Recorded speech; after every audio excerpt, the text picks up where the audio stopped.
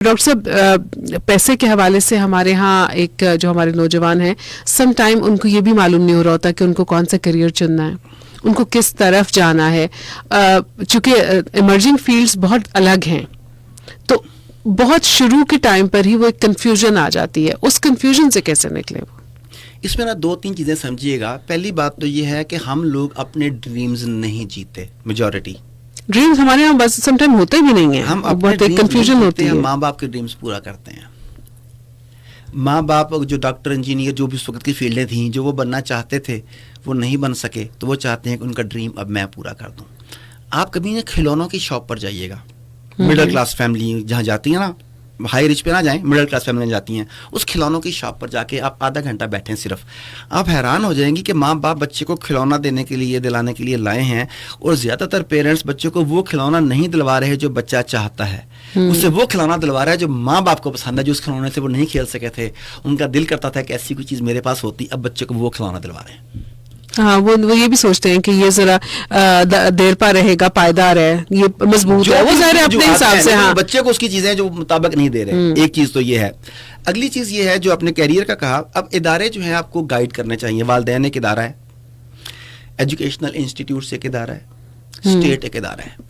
تو کون کون سی اپرچونیٹیز کہاں کہاں پہ ہیں, آج یہ اپرچونیٹی کتنے سال تک رہے گی, یہ پڑھوں گا تو کتنا سال ویلڈ رہے گا, ایک تو یہ بڑا امپورٹنٹ ہے. ایسے ادارے نہیں ہیں پاکستان میں جو آپ کو اس طریقے سے گائیڈ کریں, تو پھر آپ کو خود چوز کرنا پڑتا ہے. جب آپ خود چوز کرتے ہیں تو آپ کے پاس سے 2-3 راستے ہوتے ہیں.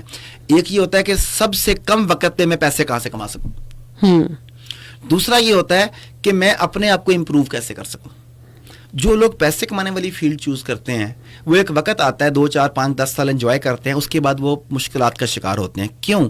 ترازو کے 2 پلڑے ہیں. ایک پلڑے میں سوسائٹی آپ کے سکلز اور نالج ڈالتی ہے, دوسرے پلڑے میں معاوضہ ڈالتی ہے.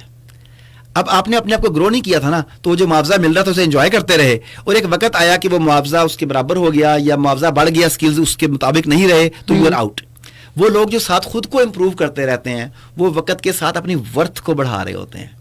پھر سٹیپ بائی سٹیپ آپ امیر ہوتے ہیں. رابرٹ کیوساکی دنیا کا سب سے بڑا منی ٹرینر ہے, پرسنل فائنانس مینجمنٹ میں he is the best person. Robert Kiyosaki, اس کی کتاب rich dad poor dad is one of the classic.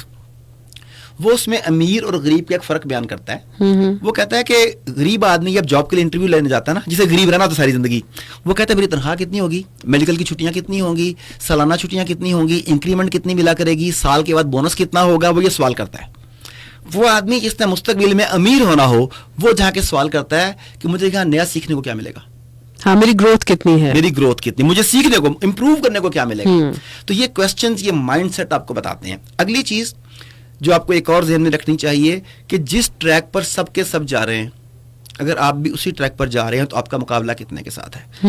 میں جب پڑھتا تھا اس وقت جو ملینز پڑھتے تھے ان کا مقابلہ ان ملینز کے ساتھ تھا, وہ سیم ایک ہی چیزیں پڑھ رہے ہیں. میں نے وہ پڑھنا شروع کیا جو چند 100 لوگ یا چند درجن لوگ پڑھتے تھے, تو میرا مقابلہ چند 100 یا چند درجن کے ساتھ تھا, ان کا مقابلہ 10 ملین کے ساتھ تھا. صحیح, تو میرے لیے آسانی ہوگی نا یہ. تو آپ لوگ یہ چوز کیجئے کہ آپ بہترین پرفارم کس میں کر سکتے ہیں, آنے والے وقت میں ایکسل کس میں کر سکتے ہیں, اور نیڈ آف دا ڈے کیا ہے.